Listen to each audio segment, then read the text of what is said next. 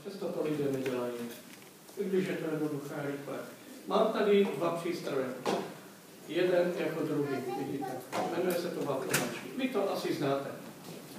Já jsem si to koupil za směšných 399 korun plus Kauflandu. Měli slevu, teda měli akci a je to přímo dvou waflovačů. Vytvoří vám to dvě kytičky takové. A tak jsem si koupil 3, když to měli v akci za cenu jednoho. Proč bych si nekoupil? A tak, když já si hodím wafle, tak za 10 minut mám čerstvý chléb. Vím, co tam je, bez droždí, bez nějakých přidavných látek. Nemusím vůbec bílou mouku používat. Použiju komplet celou zákon, použiju nějaké věci.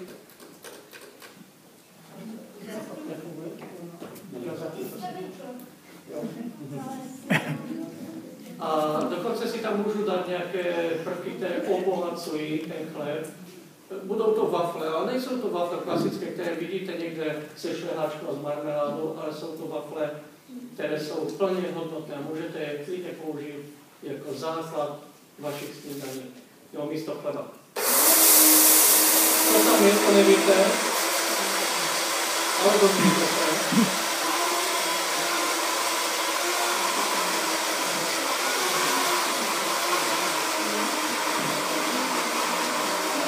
Vidíte, hned máte i pohyb trošku, jo? Že to není jen tak, jo? Ta zdravá výživa je taková multiprospěšná. Ale měné semínko pomleté, čisto vajíčka, nemusíme ho dávat, ono to drží stejně. Ale proč bychom ho nedali, když můžeme? No, měné semínko má nejvíc vlákniny ze všech produktů, až 27% svého obsahu, což je prostě k nezaplacení. Dal jsem tam, to jsem tam dal, na ten nápis Albert se nedívejte, a to není reklama, jo? A jinak je to mouka pšeničná v biokvalitě. To je ta nejlepší pšeničná, jaká může být. Ovesné bočky, přidáme kolik nás, já bych věděl, ale já tam dám ještě to.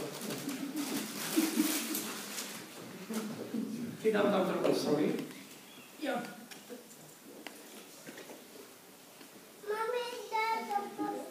Ano, to je trochu, prosím, protože tam půjdeš hodně vody. A teď si dám vodičku. Podívejte, jakou máme, jaké máme zajímavé umývadlo. Přidáme si tam vodu.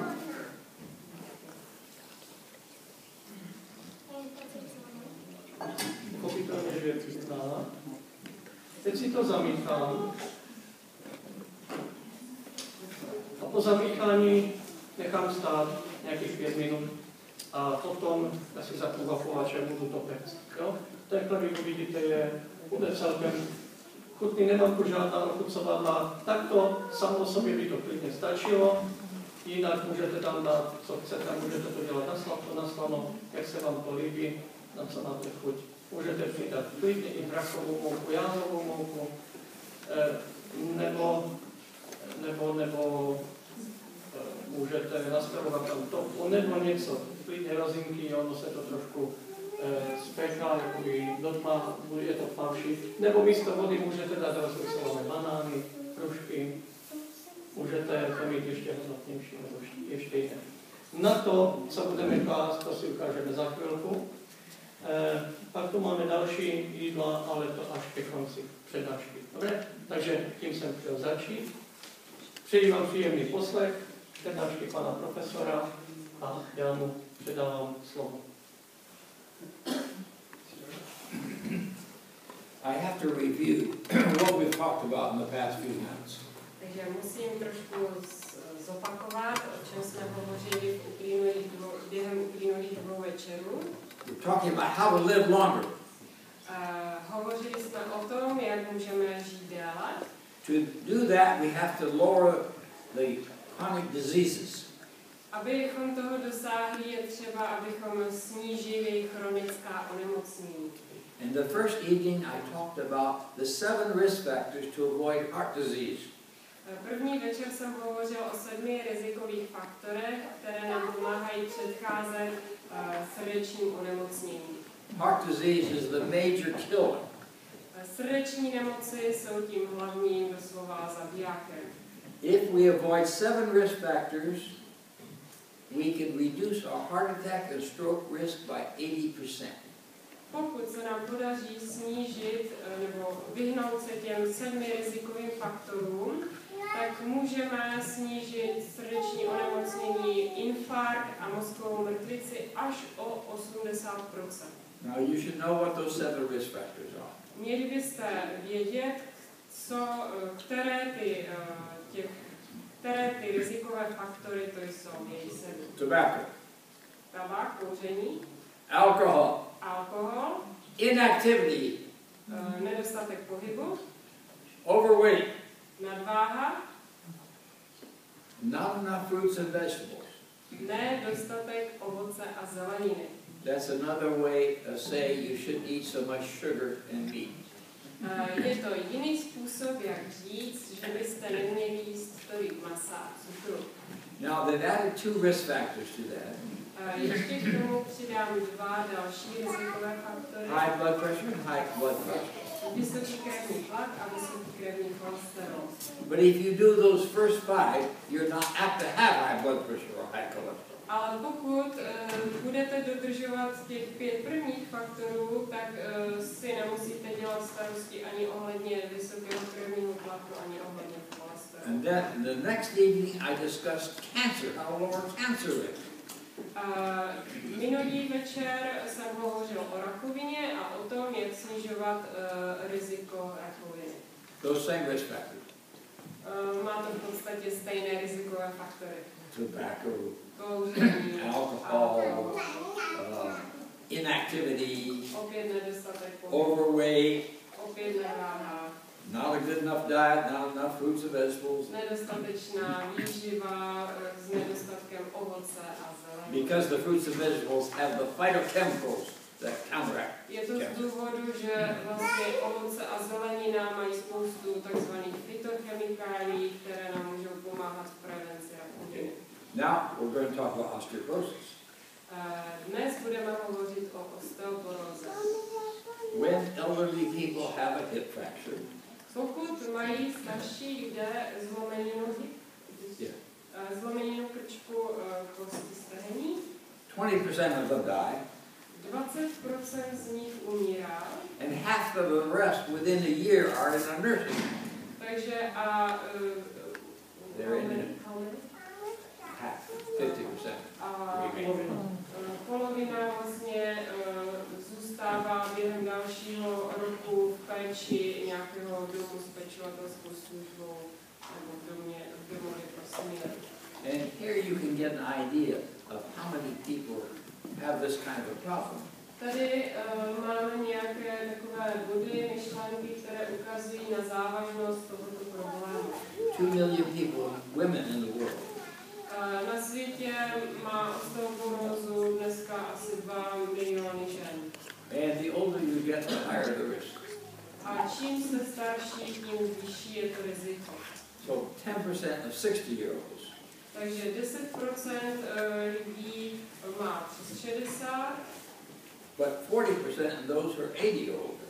ale 40% z těch nemocných má už přes 80. Now, the problem is that osteoporosis does not correlate very well with fracture.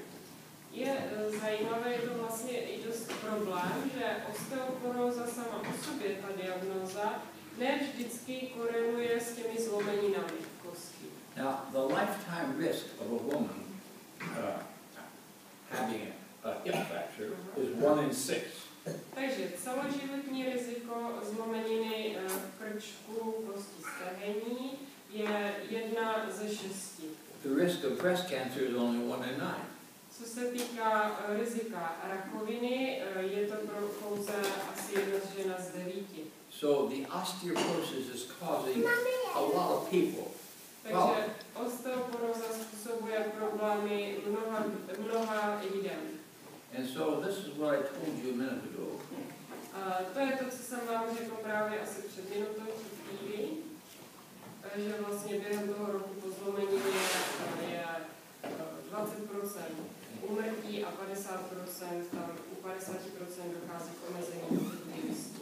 Now, 75% of the problem is heredity. 75% toho problému je otázka dědičnosti. How good bones did your parents have? Je to o tom, jak dobré kosti měli vaši rodiče. And in the older people, 90% of them who have fractures fall. And that's why they get the fracture. Takže další problém jsou pády, které vlastně způsobují více než 90% zlomenin u starších lidí. Now, what are the major risk factors? Takže tady máme hlavní rizikové faktory těch zlomenin. If you've already had one fracture, you have a better chance of another. Takže když už jste měli nějakou zlomeninu, tak je zde větší pravděpodobnost, že budete mít zlomeninu opět. Or if you have a close relative who's had a fracture, you're at higher risk. Ale je to také, když třeba někdo z vašich nejbližších příbuzných měl nějaké zlomeniny, tak vy máte taky větší riziko. Jedná se o ty nejbližší babičku nebo matku. Women who are so thin, they may have a higher risk. Ženy, které jsou příliš hubené, mají nízkou tělesnou hmotnost, tak mají taky vyšší riziko. The overweight woman, the only advantage she has in not getting so much osteoporosis.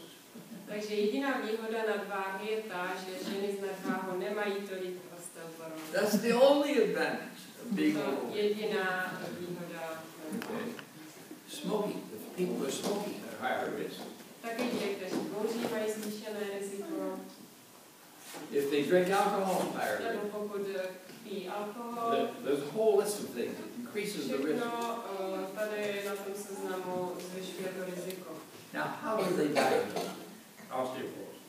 Takže teď jak tu osteoporózu lékaři diagnostikují? Is diagnosed by a definition. Je to v podstatě diagnostikováno na základě takové definice, kterou si myslím. The World Health Organization made that definition. Takže tu definici ustanovila Světová zdravotnická organizace. Now, they said, if I am not like a 30-year-old, I'm at higher risk. Takže to říká, že pokud nemám 30 roků, tak mám samozřejmě zvýšené riziko. I don't think that's fair to compare me to a 30-year-old. Není to férové, když mě někdo srovnává s 30níky.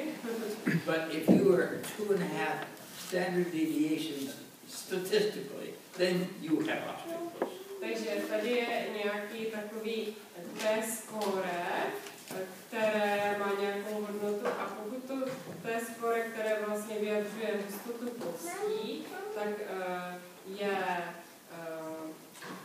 menší než 2,5, tak vlastně znamená to, že je diagnostikována osteoporóza. They call that the T-score. Už jsem říkala, nazývá se to T-score. But if I'm compared to somebody my age, ale pokud se srovnávám s někým, kdo je v mém věku, they call that the Z-score. je to nazýváno Z-score.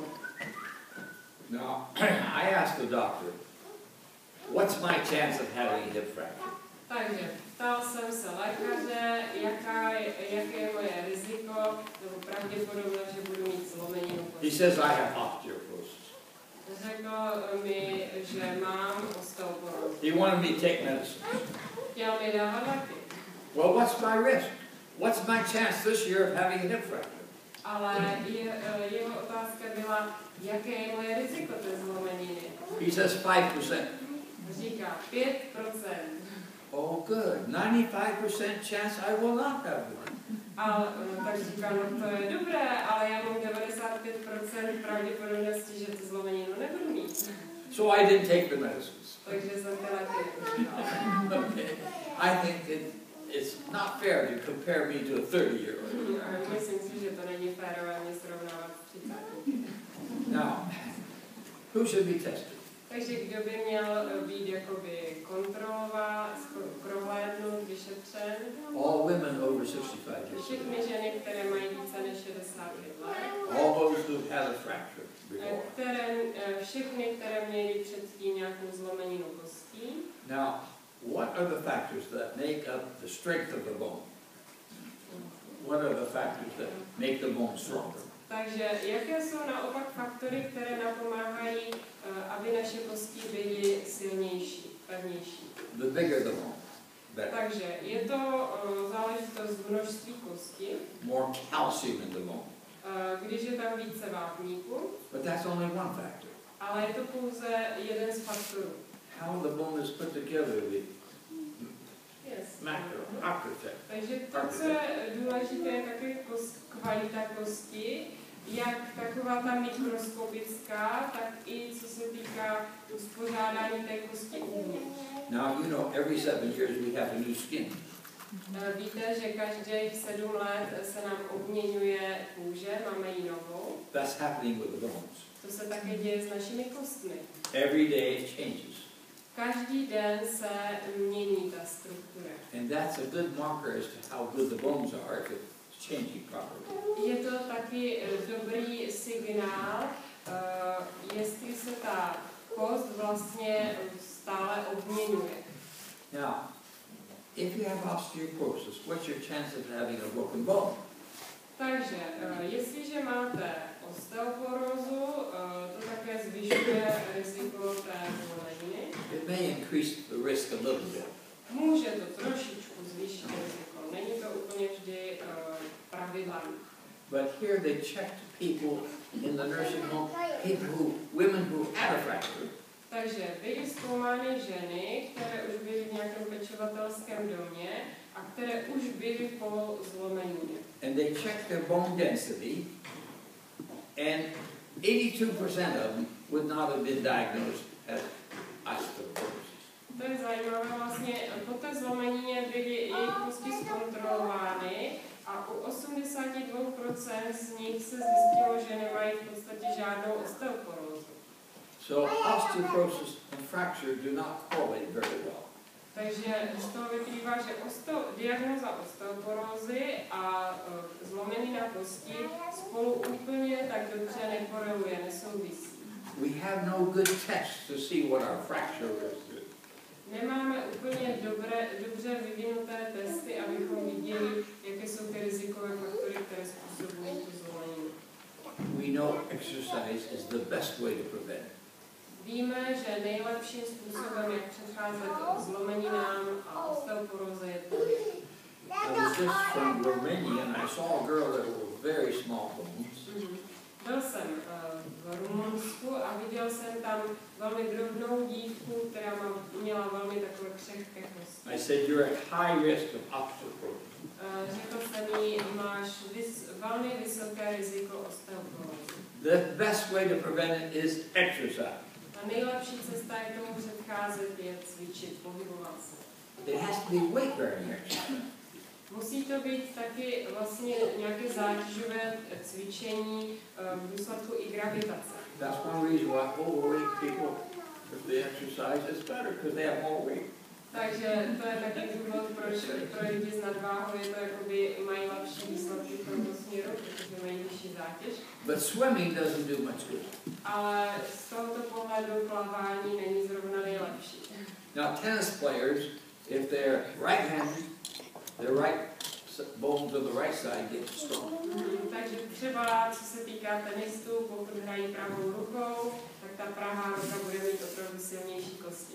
Now it's interesting that they've taken infants at 6 months of age. Je zajímavé, byla dělána studie u dětí ve věku 6 měsíců. And they exercise.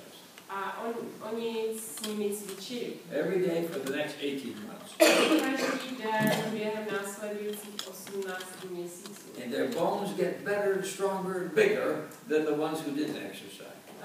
Ty kosti se vyvíjely lépe a byly silnější než u těch dětí, které prostě neměly žádné cvičení.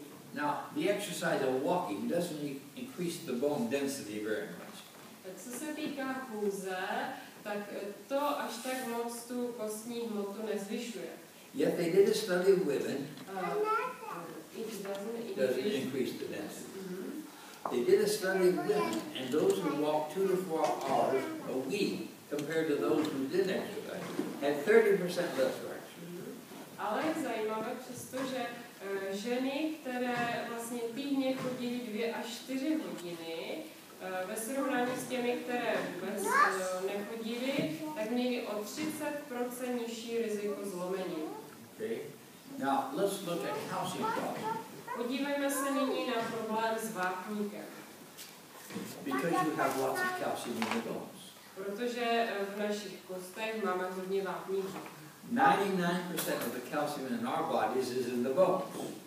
99% vápníků, který máme ve svém těle, je v našich kostech. We have a little bit in the teeth. Máme nějaké menší množství v zubech. But if your blood calcium gets low, it will take the calcium from the bones to keep it equal. Takže jestliže vápník v naší krvi, jeho hladina poklesne, tak se odčerpává z kostí, aby se ta ztráta jaksi vyrovnala a ta hladina se udržela jakoby na určité úrovni. There are many women in the United States taking calcium pills. Ve Spojených státech je mnoho žen, které užívají tablety s vápníkem. But we think it increased the risk of heart attack. Ale my se domníváme, že vápník zvyšuje riziko srdečního infarktu. Now with men, we know it increases the risk of prostate cancer. A u mužů víme, že to zvyšuje riziko rakoviny prostaty. So nutritionists say, don't get those things, nutrients, from supplements, get it from food. Takže odborníci na výživu doporučují, abyste tyto prvky nezískávali z nějakých potravinových doplňků, ale ze stravy. If you get it from food, it's safer. It's not going to cause these problems. A jestliže to získáte ze stravy, bude to bezpečnější a nebude to způsobovat takové problémy. Now, young girls, 12 to 15 years of age, takže mladé dívky, které byly ve věku rozmezí od 12 do 14 let, they will retain about 25% of the calcium that they take in their mouth. Takže jsou schopné vstřebávat asi 25% vápníků, které získávají ze stravy. But the time they're 19, only 5%. Ale když dosáhnou 19 let, tak už to využití vápníků ze stravy je jenom 5%. So at the age when you're very young, that's the time you need to build your bones. Takže ve věku, kdy jste velmi mladí, to je správný čas, abyste si budovali svoje kosti. Now, what about milk? A nyní, co se týká mléka, there are twice as many studies that say that milk helps as says it doesn't help. Takže je zde dvakrát více studií, které říkají, že mléko pomáhá, než studií, které tvrdí opak. Now, the main reason in the United States that some people say you need to drink 3 cups of milk a day. Ten hlavní důvod je, že ve Spojených státech jsou lidé, kteří doporučují, že potřebujete pít 3 sklenice mléka denně. Is because of fracture of the bone, kvůli zlomení nám kostí, colon cancer, kvůli rakovině tlustého střeva and high blood pressure. a kvůli vysokému krevnímu tlaku. Now, in the EPIC Oxford study out of London, takže v EPIC Oxford studii v Londýně, they show that if you get 525 milligrams of calcium a day, then you have no excess risk of a fracture. Takže oni říkají, že pokud máte denní příjem vápníků 525 mg, tak nemáte zvýšení rizika zlomením kostí. Now in Poland, we did a lot of studies. Také se dělalo hodně výzkumů v Polsku. We found out if people didn't have any dairy products, takže zjistili jsme, že pokud lidé nepoužívají ve stravě žádné mléčné výrobky, they got 250 milligrams of calcium. Získají z této stravy okolo 250 mg vápníku. Now, if they had 1 cup of milk or a milk substitute that's fortified with calcium, takže pokud vypijí jednu sklenici mléka nebo konzumují potravinu, která je vápníkem doplněná, substituována a je tam zhruba 250 mg. that would bring their intake up to 550 mg. Takže tohle jim vlastně pomůže se dostat na ten příjem, který činí 525 mg. Where they have no higher risk for fracture. A potom už nebudou mít žádné zvýšené riziko zlomení. Now, what about colon cancer? A teď otázka, která se týká rakoviny tlustého střeva. That's a disease of industrialized nations. Je to onemocnění, které se týká průmyslových zemí a lidí, kteří tam žijí. In Africa, they never have colon cancer. V Africe nikdy neměli rakovinu tlustého střeva. And they don't drink milk. A přitom nepijí mléko. So I think this calcium business and needing milk because of colon cancer is not right. I don't think we need milk to prevent colon cancer.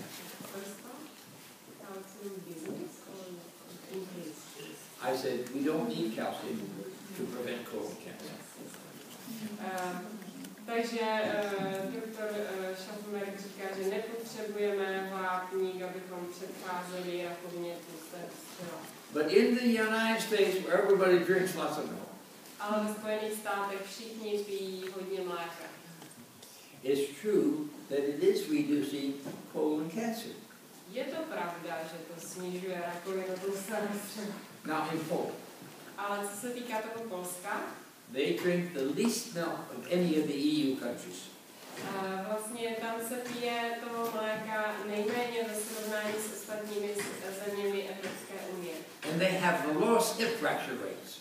A přitom mají nejnižší poměr výskytu zlomenin krčku kosti stehní. And the colon cancer rate is a lot less than in the United States where they drink lots of milk. A co se týká výskytu rakoviny tlustého střeva, tak mají mnohem menší riziko než ti ve Spojených státech, kteří pijí toho mléka. Now, calcium is also supposed to lower the blood pressure. Taky se o vápníku předpokládá nebo tvrdí, že dokáže snižovat vysoký krevní tlak. So when they put a person on a low salt diet to lower the blood pressure, they put them on low salt diet. Takže Low salt diet lowers blood pressure. Yes. Takže když někomu doporučí výživu s nízkým příjmem sodíku, aby se snížil vysoký krevní tlak. When they added milk to the diet, it lowered it further. Když k tomu ještě přidají mléko, tak to ještě více sníží ten krevní tlak. But when they added soy milk enriched with calcium, it did it even better. Takže když místo kravského mléka použijí sojové mléko, které je obohacené vápníkem, tak to funguje stejně možné. Dokonce to funguje ještě lépe. In the United States it is, but over here in the United States. Takže jestliže sojové mléko obohacené tím vápníkem, tak to funguje ještě lépe. So I don't think this idea that you need 3 cups of milk a day is right. Takže nemyslím si, že by ten nápad, že 3 sklenice mléka denně jsou prospěšné, byl dobrý. But if you want to get more calcium, I'll tell you how to get it. Ale kdybyste chtěli vědět, jak získat více vápníků, tak vám teď řeknu, jak toho můžete dosáhnout. If you cut your salt intake in half, you will excrete less calcium, you will absorb more calcium. Takže pokud snížíte obsah sody na polovinu, tak zvýšíte jednak vstřebávání vápníků. Nejprve teda vylučování vápníků se sníží v moči, ale zároveň se zvýší i absorpce vápníků ze střeva. It will just be like the doctor giving you a 900 mg capsule of calcium every day. Takže ten výsledek by byl stejný, jako kdyby vám lékař předepsal 900 mg vápníků v tabletách denně. Now that's very much more than that 525. Což je mnohonásobně více než těch 525 mg. So I think the main thing we should recommend is lower the salt intake. Takže myslím si, že jedna z hlavních věcí, kterou bychom měli doporučovat, je snižovat obsah soli. We have one problem with that. Ale máme s tím jeden problém. 80% of our salt comes in the packaged food, where the food industry's already put it in there. Takže až 80% našeho denního příjmu soli pochází vlastně ze zpracovaných potravin, z rafinovaných produktů, které jsou hotové, kdy to tam ty firmy už dovnitř do těch potravin dají. You can make laws that they shouldn't put so much in. Takže Create some laws that they cannot do. Takže oni by sice mohli vytvořit nějaké zákony, že se nedovoluje té soli tam přidávat tolik. And then nobody will like the food. Ale nikdo by to jídlo neměl rád. And they can't sell a product, so they go out of business. Takže oni nemohli prodávat své výrobky a přišli o svůj biznis. So that's the problem with the salt. Takže to je problém s tou solí. But if we lower our salt, much better situation with the calcium. A pokud se nám podaří snížit příjem soli, tak je potom s tím vápníkem lepší situace pro nás. Now, osteoporosis is related to heart risk. Heart disease. Je zajímavé, že osteoporóza má vlastně určitý vztah k srdečnímu onemocnění. Some of the medicines which lower osteoporosis risk lower heart attack risk. Některé léky, které snižují riziko osteoporózy, naopak zvyšují riziko infarktu. We don't understand that yet. Zatím tomu ještě nerozumíme. But people who have heart disease more apt to have osteoporosis. Ale lidé, kteří mají srdeční onemocnění, mají také více osteoporózy. Now, vitamin D is what you need to think about in Czech Republic. Takže nyní, co se týká vitamínu D, myslím, že byste o tom v České republice měli hodně přemýšlet. Sometimes over here you have to hunt to find the sun. Někdy musíte opravdu vynaložit velké úsilí, abyste našli sluníčko. We're not getting the sunshine. Nemáme tady dostatek slunečního svitu. Now in Poland, V Polsku the government recommends everybody take a vitamin D capsule every day.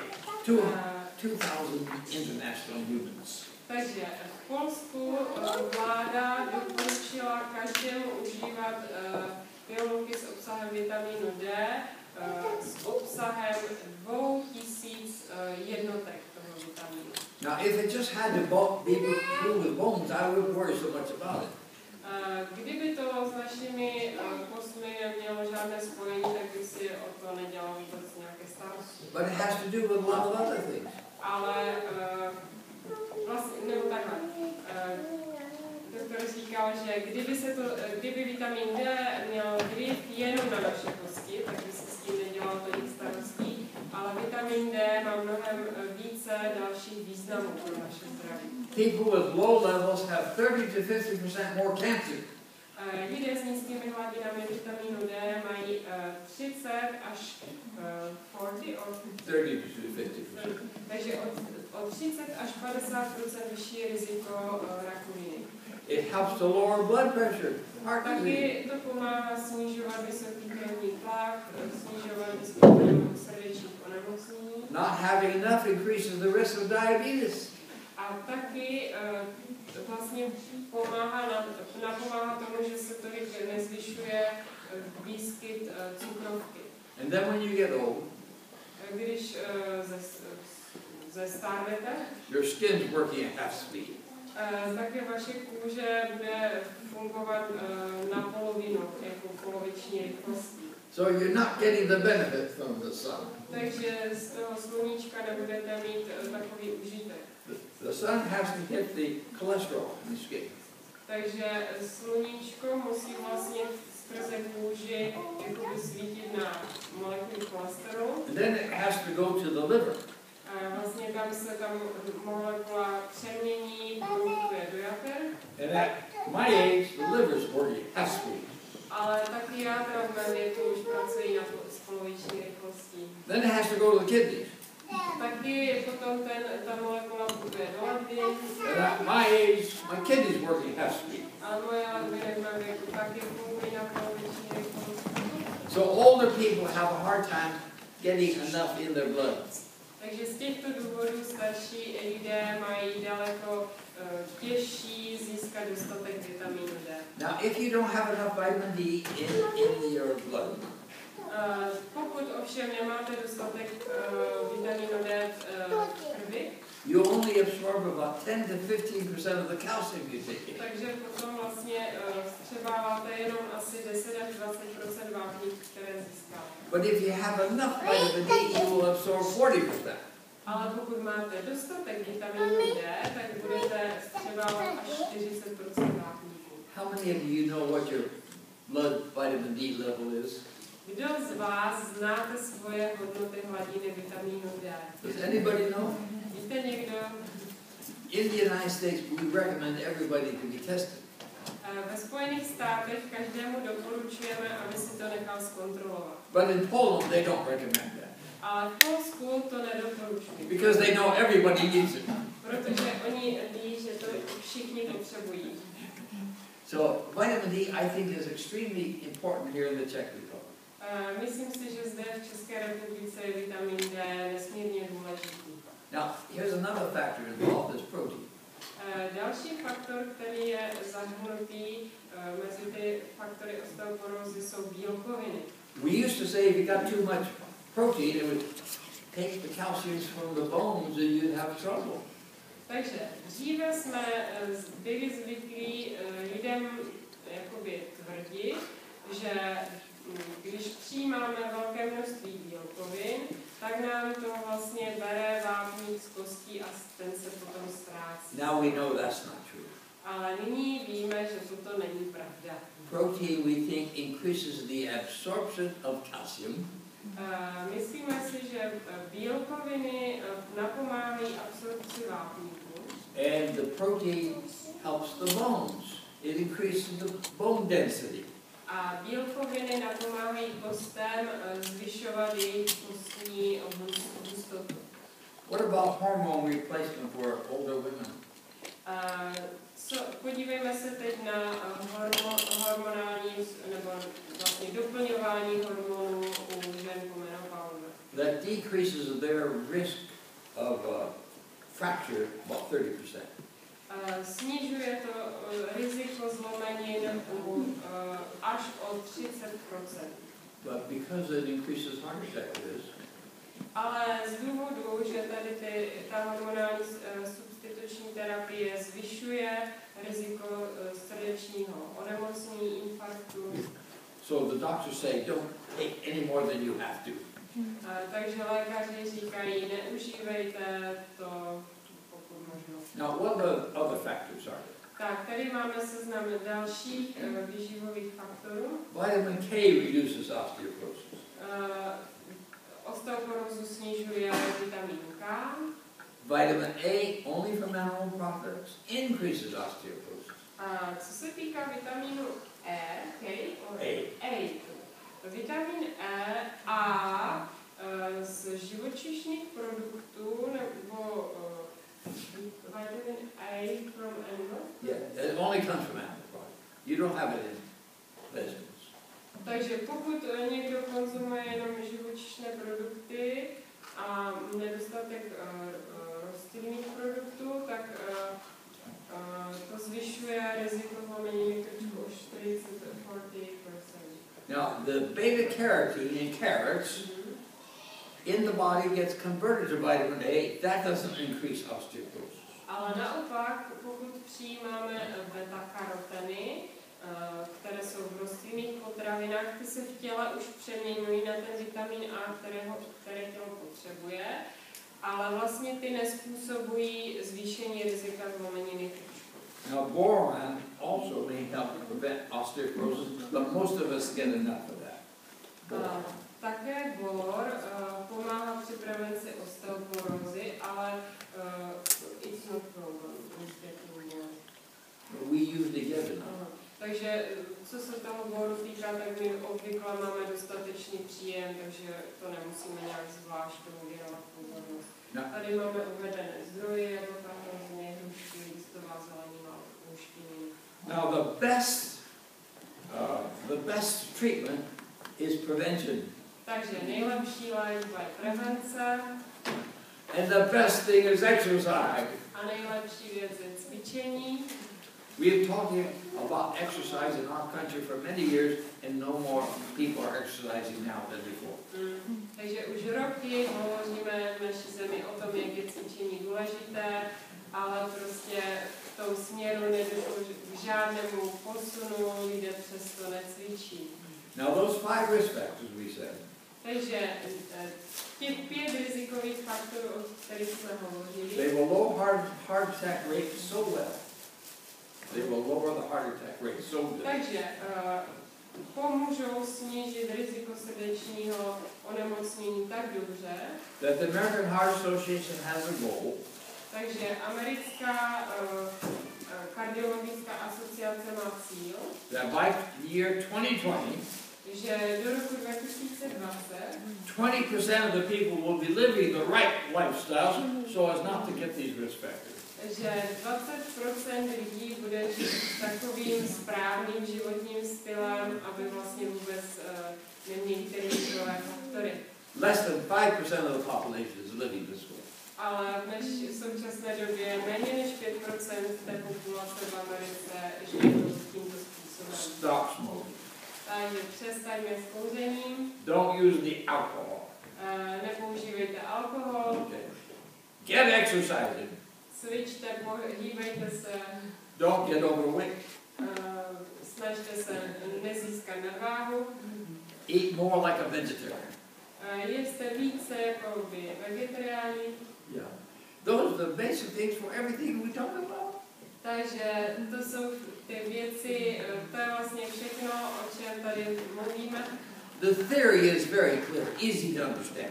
Ta teorie je velmi jasná, je jednoduché tomu porozumět. But to get people to do it, very difficult. Ale přimět lidi, aby to dělali, to je velmi. We know it works. Víme, že to funguje.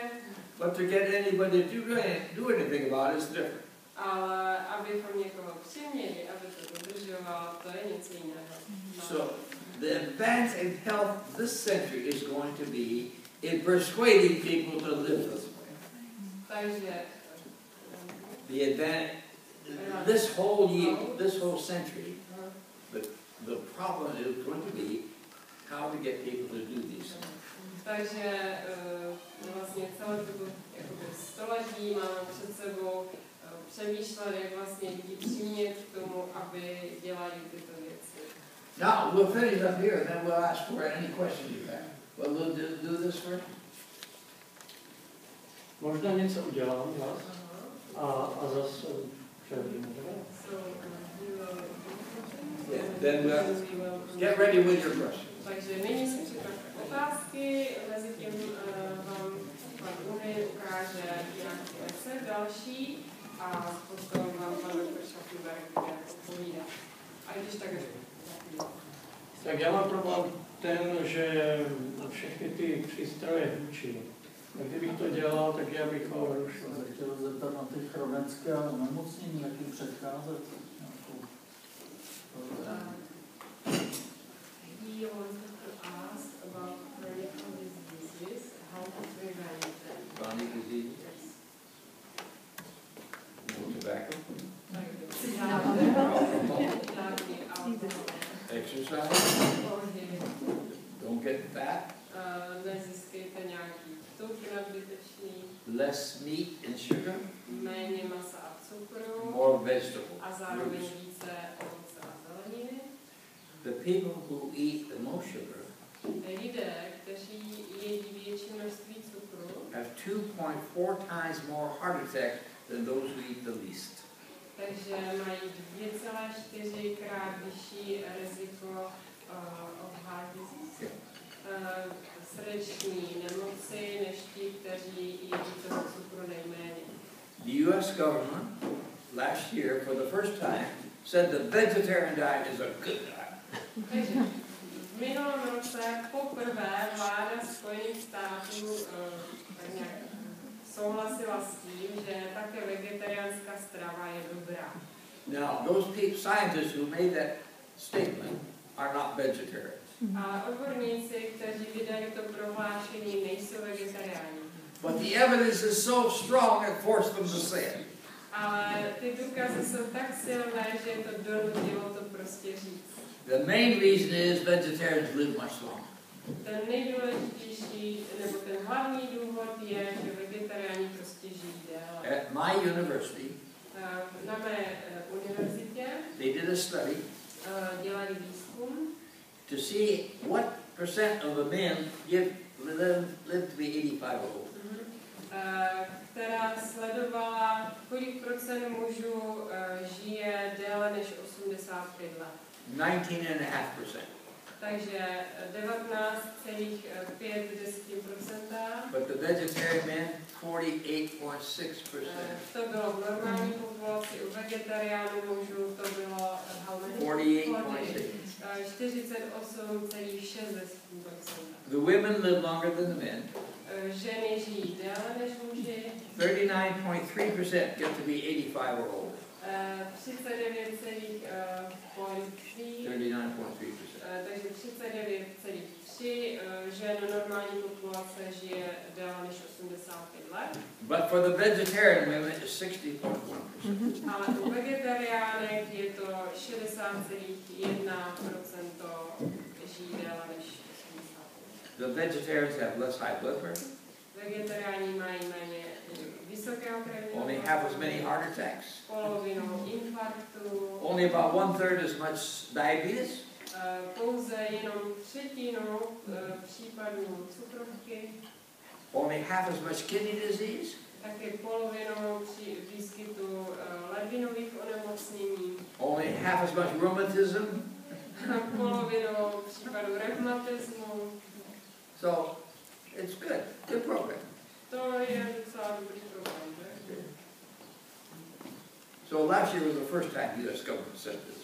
Takže v loni to bylo poprvé, kdy to vláda Spojených států říkala. A navíc zlepšuje paměť, jak jste si všimli. Jo? Já bych si ta čísla nezapamatoval. Pan profesor. Now, anybody else? Nějaké další otázky? Zeptám se na cvičení. Jaký druh cvičení jako preferuje, doporučuje? She would like to ask you about exercise. What kind of exercise do you do? I have a couple recommendations. Mám několik doporučení. Useful exercise. Měl by to být užitečný pohyb. That's not marathon. That's not a marathon. Ne maraton. Useful. Užitečný. We heated our home with wood. I chopped the wood. Takže my topíme doma dřevem, takže já sekám dřevo. I had a big garden. Mám velkou zahradu. One year I planted 3,000 strawberry plants. Jeden rok jsem pěstoval 3000 sazenic. I had 4 deep freezers in my garage. Mám velké mrazáky. People say, what do you do with all those strawberries? Lidé se mě ptají, co děláš se všemi těmito jahodami. They don't understand. Nerozumí to. Everybody likes strawberries. It's the best way to make friends. Všichni mají rádi jahody, je to nejlepší způsob, jak si získat přátelé. So I think useful exercise. Myslím si, že by to mělo být důležitý. The second principle is judicious, careful exercise. Takže další princip je, aby to byl pohyb bezpečný. The people who do the marathon, lidé, kteří běhají maraton, you check the enzymes in their blood, si kontrolují enzymy v krvi. and it shows they have muscle damage. A ty enzymy ukazují, že u nich dochází k poškození svalů. So I don't think that's a good kind of exercise. Nemyslím si, že by to bylo zrovna dobrý způsob, jak se pohybovat. I think half a marathon may be okay, but not a full marathon. Myslím si, že možná poloviční maraton by mohl být ještě OK, ale ne celý maraton. Okay? Any other question? Tak nějaké další otázky? Ano? Lucinka by se chtěla zeptat, proč pan profesor nevečeří? His daughter would like to ask you why you don't have to eat supper in the evening. There's not a I like to have my stomach resting when I'm resting. Jsem rád, když můj žaludek odpočívá v té době, když odpočívám i já. And breakfast should be the best meal of the day. A snídaně by měla být tím nejlepším jídlem během dne. And the people who eat a big supper at night, they don't feel like eating breakfast. Ale lidé, kteří jedí nebo konzumují velkou večeři večer, tak se necítí tak, jako to dobré snídaně. It's very convenient for the housewife not to prepare supper. Je to taky velmi příjemné pro tu hospodyni, že nemusí dělat večeři. Very convenient. And I think it's the best for the United States, where 2/3 of the people are overweight. A ve Spojených státech si myslím, že je to nejlepší věc pro lidi, protože máme hodně lidí s nadváhou. Okay, those are some of the reasons. Takže to jsou některé z těch důvodů. Any more questions? Ještě nějaké otázky? Jak vypadá takový běžný pracovní den pana profesora, stávání, spání a podobně? Can you describe for us your day program when you wake up and so what you do during the day? I get up about 4:30 every morning. Takže vstávám kolem 4:30 ráno. I have a good breakfast. Mám velmi dobrou snídaní. Breakfast should be so good, I sometimes have it twice a day. Snídaně by měla být tak dobrá, že si ji dám někdy i dvakrát. Now, what do I eat for breakfast? Tak a teď, co si dám k snídaní? Waffles. Wafle. I make these waffles at least every week. Takové wafle si dělám minimálně 2krát týdně. I put them in deep freeze, the extra, and then I can put them in the toaster. Yes. Takže dávám si je vlastně do mrazáku, když je udělám, a potom je jenom ohřeju v toastovači. The usual waffle is white flour with sugar, honey, or something on top. Obvyklé toasty obsahují bílou mouku a nějaký cukr ještě na tom. Netoasty wafle. So my wife designed the oatmeal waffle recipe many years ago. Takže před mnoha lety moje manželka vymyslela takový dobrý recept na dobré wafle. Now it's gone around the world, everybody knows about it. A už to cestuje po celém světě, všichni to znají. Another good breakfast I had is rice and tofu. Jiná dobrá snídaně, kterou si dávám, je rýže a tofu. When I go to the store to buy tofu, I buy at least a kilo at a time. Když si jdu kupovat něco do obchodu a beru si tofu, tak minimálně koupím kilo naraz. Over here, people usually eat a little bit. Takže tady v České republice většinou lidé jedí daleko méně tofu. I eat a lot of it. Já toho jedím opravdu. So that's one of my good breakfasts. Takže to je moje dobrá snídaně. I like granola. Mám taky rád granola. I don't buy at the store, it's 20% sugar.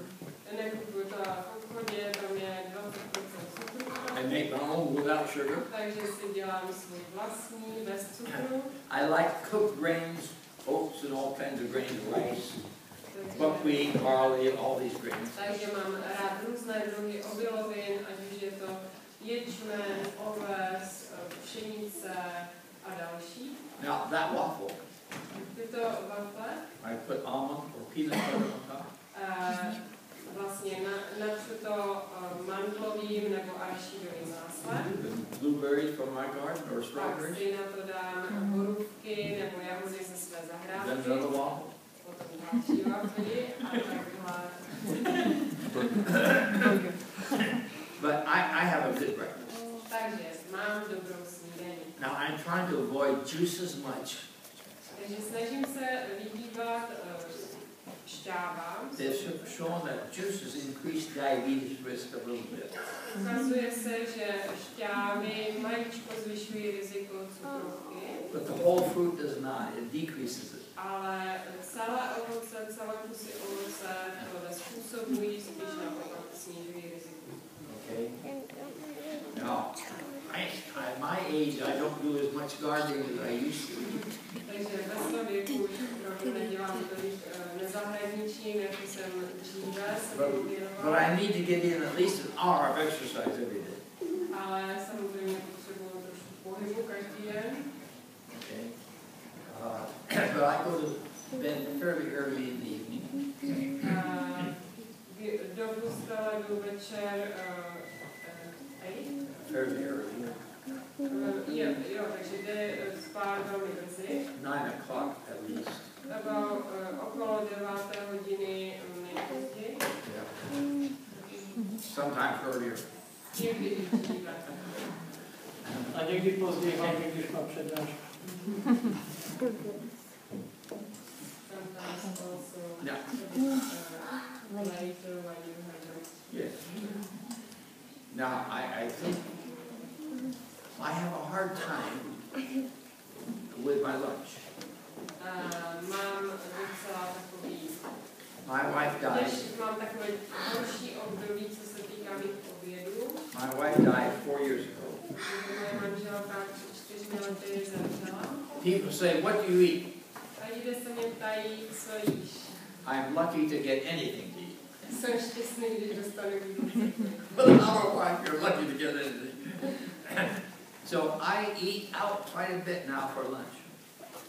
I eat at the restaurant quite a bit. Takže občas jím také v restauraci. I grew up in China, I like Chinese. Vyrůstal jsem v Číně, takže mám rád čínská jídla. We have Chinese restaurants that will give you ground rice, not white rice.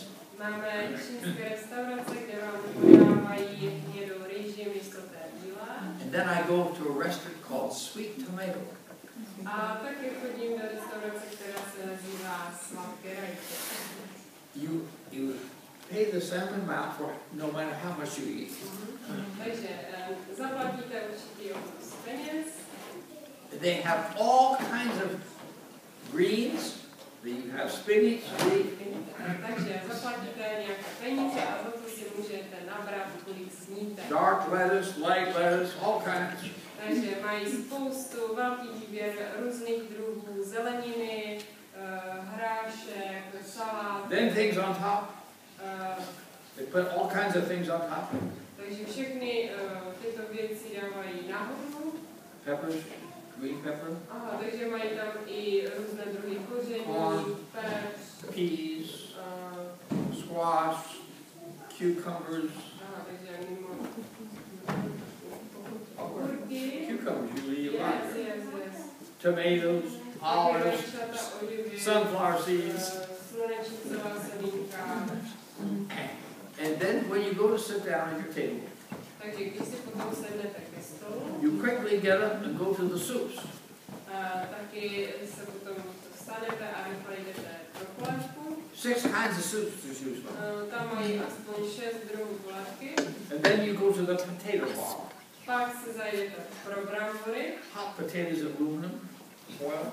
Jsou tam brambory v aluminiovém obalu. And then you go to the bread section. Potom se zajdete do oddělení pečiva. Blueberry muffins, Třeba borůvkové muffiny. cornbread, Cukrořičný chléb. all kinds of things.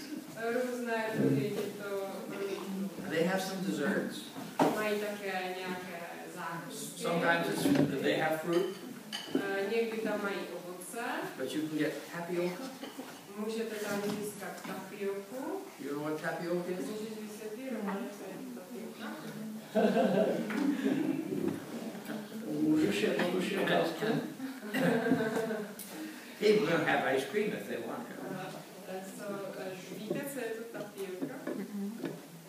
We would like to know what is tapioka. Who has a dictionary here?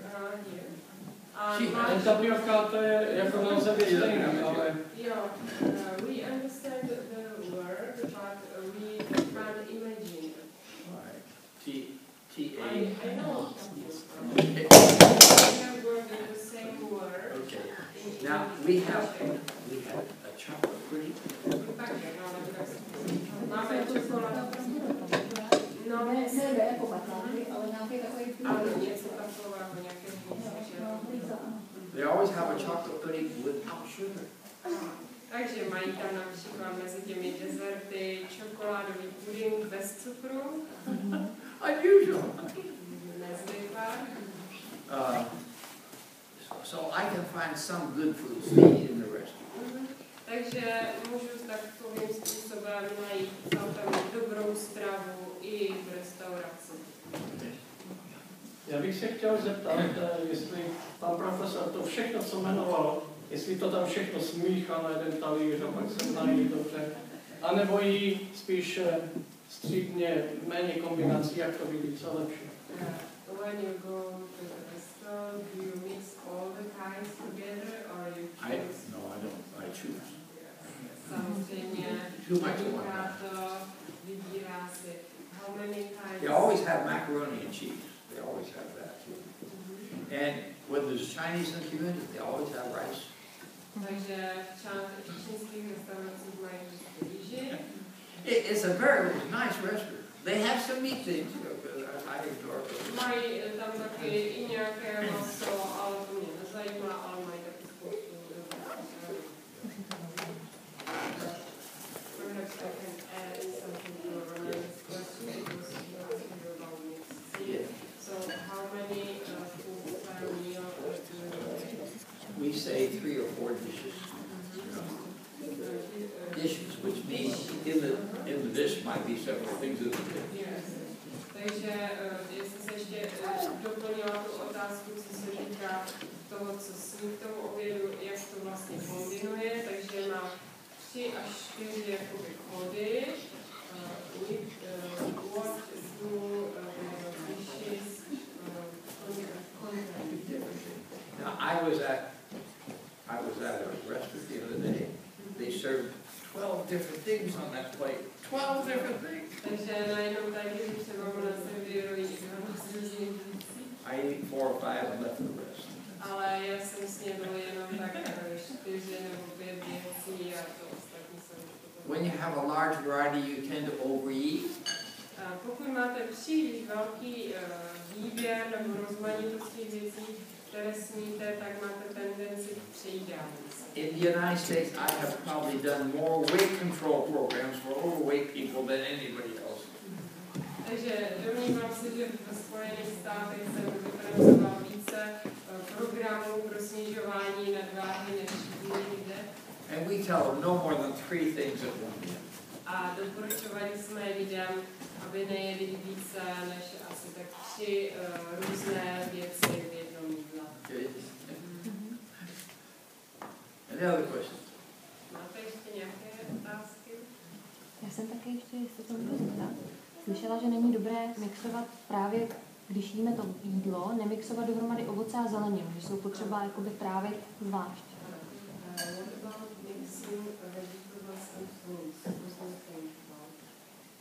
We try to avoid that.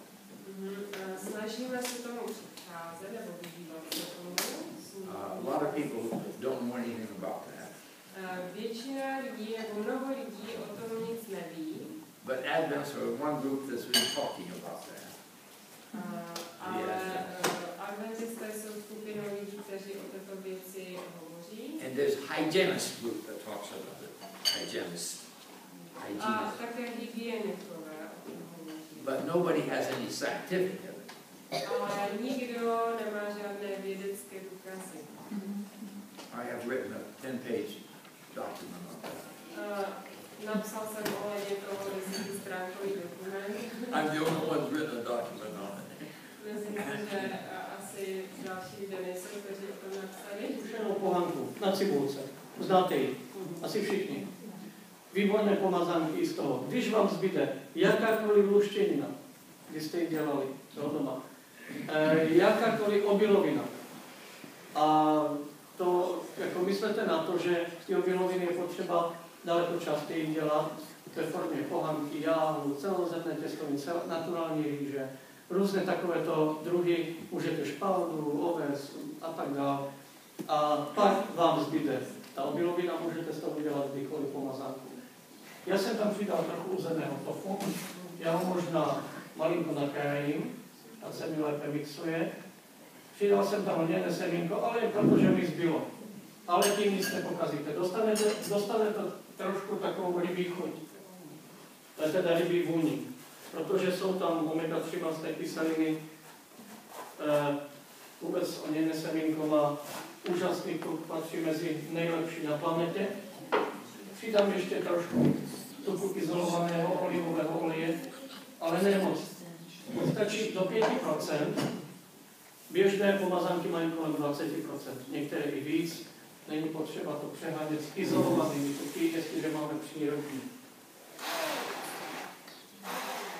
Jo, Lucko, prosím vodičku, mám tady v tom čbánku malém. Čbánku mám.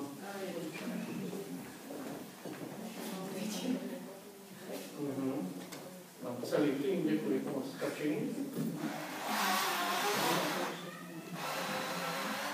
Kdybyste tam někdo cítili švestku, tak to je úplná náhle. Nevím, kde by se vzala.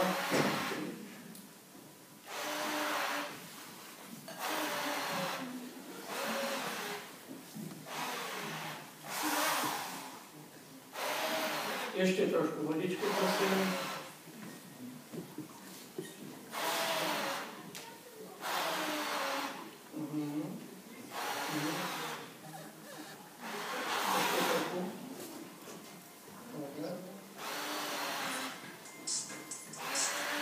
Tak když jsem viděl, kolik nás je, tak jsem toho tam přidal víc.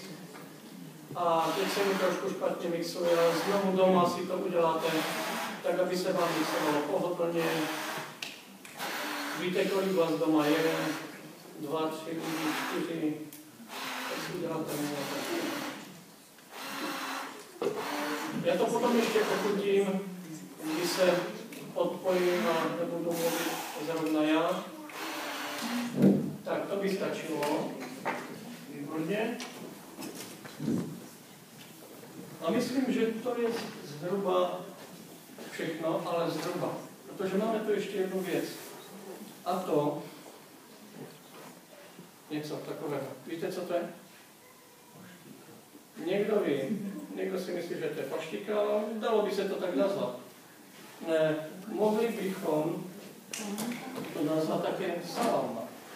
Salám, jak je to český? Salám nebo salama? Salama. U nás je to holka, na Slovensku teda. Salama. Takže vezmeme to, vyklopíme, poskočíme. Víte něco takového to? Já vám řeknu, z čeho je. No zkuste typnout. Ti, co nevědí teda, jo, co jsou od nás, naši pomocníci. Co myslíte, z čeho to může být? Taková salámka krásně drží. Prosím vás, je to bez zahuštění. Je to bez škrobu, bez vajíčka, bez trvohanky, bez čehokoliv. Je to jenom ta surovina. Co to může být? Cizena. Myslíte, že tak bude držet sama o sobě? Možná je. Co myslíte? Jablko, jo? Zajímavé. Salám. Jablko. Tak, ještě nějaký typ? Dobré. Chodíváte občas do Kauflandu? Do MV? Jo? Mají tam v regálku, kde jsou obiloviny a luštiny, tak tam mají také, no teď jsem já zapomněl, z čeho tady. Hrachové vločky. Hrachové vločky. Podívejte se, firma Arax to dodává. Hrachové vločky. Výborná věc. Povaříte si 12 až 15 minut. S čímkoliv. No, můžete s cibulkou, česnekem, nebo jen tak. Potom za části oleje umixujete, přidáte trošku krve, no rostlinné krve. A konkrétně nastrouháte si červenou řepu. Vezmete to nastrouhané, vymačkáte, teče krev z toho. Jo? Ale až do hotového, až při tom mixování. A po mixování, když vylijete ještě horko do formy, tak vám to krásně stuhne, za chvilku to ochutnáte. Takže dostanete chlebík, na jedné straně bude pomazánka, na druhé ta taková saláma, zase nevím, co to je. Salám? Salám, ano. Potom tam